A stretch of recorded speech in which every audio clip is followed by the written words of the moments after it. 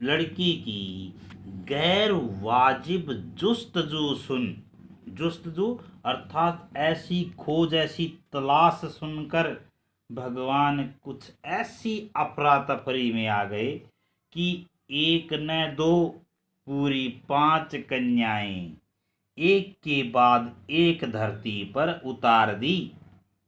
भगवान को क्या कहे, माँ जी के सामने तो नामी चोर भी अफरा तफरी में आ जाते थे।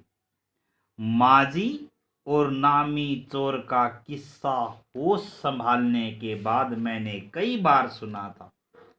चोर के दीदार की खुश नसीबी भी हाथ आई थी। दीदार दर्शन, यानी चोर के दर्शन की खुश नसीबी भी माँ के हाथ आई। हुआ यूं था कि किसी शादी के सिलसिले में नकुड़ की हवेली के तमाम मर्द बारात में दूसरे गांव गए हुए थे। औरतें सज धज कर रत जगा मना रही थी, अर्थात संगीत गा रही थी। नाच गाने और ढोलक की थाप के शोर में नामी चोर कब सेंध लगाकर हवेली में घुसा, अर्थात मौका पाकर कब हवेली में घुस गया, किसी को खबर न हुई।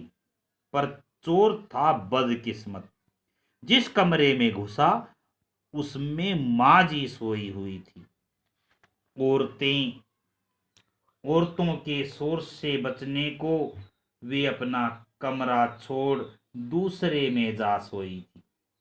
चोर बेचारा तमाम जुग्राफिया दिमाग में बिठाकर उतरा था। अनेक प्रकार के जुग्राफिया का अर्थ है प्यारे बच्चों यहाँ पर भूगोल, अर्थात अनेक प्रकार की मन में इच्छाएं लेकर पूरा नक्शा तैयार करके वहां पर घुस गया था। उसे क्या पता था कि इतनी बड़ी बूढ़ी पुरखिन जगह बदल ले। खैर, बुढ़ापे की नींद ठहरी चोर के दबे पांव की आहट से ही खुल गई। प्यारे बच्चों, जब व्यक्ति बूढ़ा हो जाता है तो उसकी नींद भी धीरे धीरे कम होने लगती है। अर्थात पहले के व्यक्ति इतने सचेत होते थे कि यदि वो उन्हें हल्की सी आवाज आ जाए तो उठ खड़े होते थे, और परिश्रमी भी बहुत थे बच्चों। कौन? माँ जी ने इत्मीनान से पूछा। जी मैं। चोर ने युगों से चला आ रहा पारंपरिक असंगत जवाब दिया, यानी परंपरा अनुसार जो जवाब दिया, यानी मैं। अब मैं तो कोई होता ही नहीं। पानी पिला, माँ जी ने कहा। जी मैं। हैरान, देखो यहाँ डोट डोट बेटा, हाँ मैं। चोर झिझक कर रह गया, हैरान सा रह गया। तब तक माँ जी बिस्तर के बराबर में टटोल कर देख चुकी थी, लोटा खाली था। ऐसा कर, उन्होंने कहा, यह लोटा ले और कुएं से पानी भर ला, पर देख कपड़ा कसकर बांधे रखिए, तरीके से छानियो। प्यारे बच्चों, पहले ना कुएं से पानी लेकर आते थे, दूर दूर से पानी लेकर आते थे। और पहले ना कुएं से जब पानी लेकर आते तो ऊपर मटके के ऊपर चुन्नी वगैरह बांध दी जाती थी पतली, और उसमें से पानी छान कर लेकर आते थे, वही पिया जाता था बच्चों।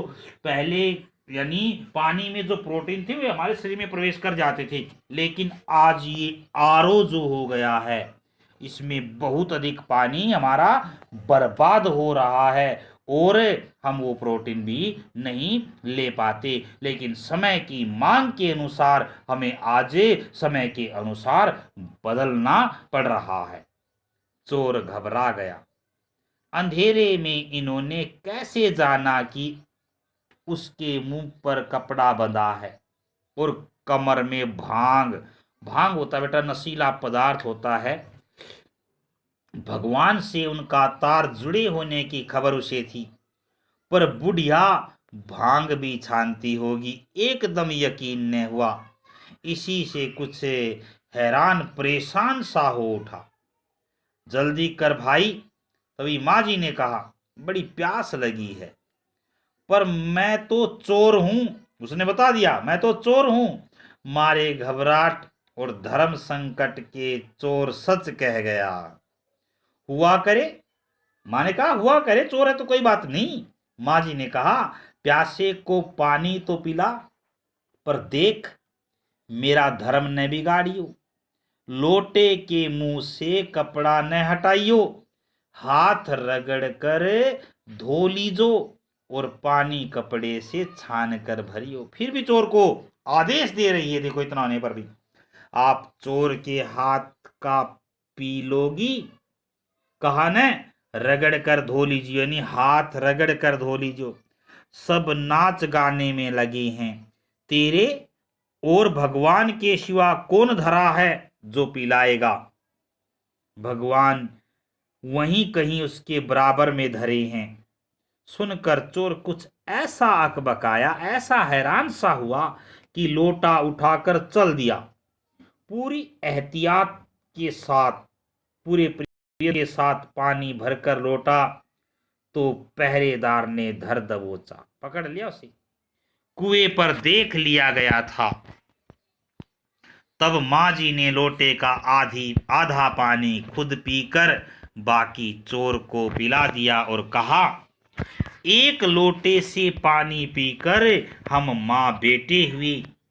अब बेटा, चाहे तो तू चोरी कर, चाहे खेती कर। अर्थात प्यारे बच्चों, यहाँ उस माँ ने चोर के हृदय को भी परिवर्तन कर दिया। जो चोरी करता था उसे खेतों के कार्य में लिप्त कर दिया, खेतों के कार्य में लगा दिया। और उसके यानी जो पानी लेकर आया था, आधा आप पिया और आधा उसे पिला दिया, यानी उससे एक प्रकार का संबंध बना लिया।